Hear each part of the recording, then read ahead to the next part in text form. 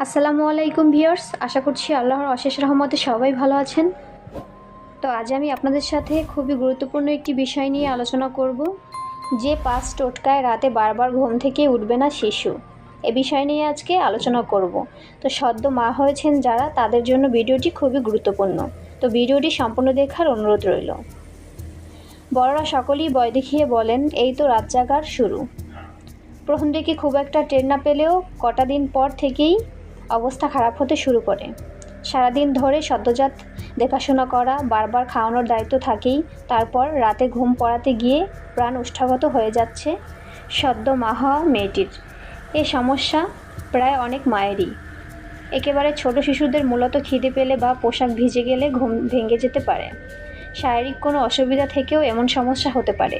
তবে এই সমস্যা থেকে মুক্তি পেতে কয়েকটি টোটকা মেনে চলার পরামর্শ দিয়েছেন বিশেষজ্ঞরা। প্রথমত হচ্ছে, সন্তানকে পর্যাপ্ত পরিমাণে পানি খাওয়ানোর অভ্যাস করুন। খুদের শরীরে যদি পানির ঘাটতি থাকে, তা ঘুমে ব্যাঘাত ঘটাতে পারে। তবে সন্ধ্যার পর থেকে বেশি পানি খেতে দেবেন না, তাহলে রাতে বারবার প্রস্রাবের বেগ আসতে পারে। সেক্ষেত্রে ঘুম পাড়ানো সমস্যার হয়ে উঠতে পারে। 2 নম্বর হচ্ছে, সারাদিন ঘরের মধ্যে আটকে রাখলে চট করে ঘুম নাও আসতে পারে। তার চেয়ে শিশুকে নানা রকম কসরত করতে দিন। সারাদিন দৌড়ঝাঁপ করলে ক্লান্ত হয় খুদে, কিন্তু তাড়াতাড়ি ঘুমিয়ে পড়তে পারে। 3 নম্বর, নির্দিষ্ট একটা সময়ের পর বাইরের জগতের সঙ্গে সন্তানের যোগাযোগ কমিয়ে আনতে হবে। ঘরের চড়া আলো নিভিয়ে মৃদু আলো জ্বালিয়ে রাখতে পারলে ভালো হয়। 4 নম্বর, প্রতি রাতে নির্দিষ্ট সময়ে সন্তানকে ঘুম পাড়ানোর চেষ্টা করুন। মাঝরাতে খিদে পেলে হাতের কাছে দুধের ব্যবস্থা করে রাখুন, খাওয়াতে যেন বেশি সময় না লাগে, তাহলে ঘুম কেটে যেতে পারে।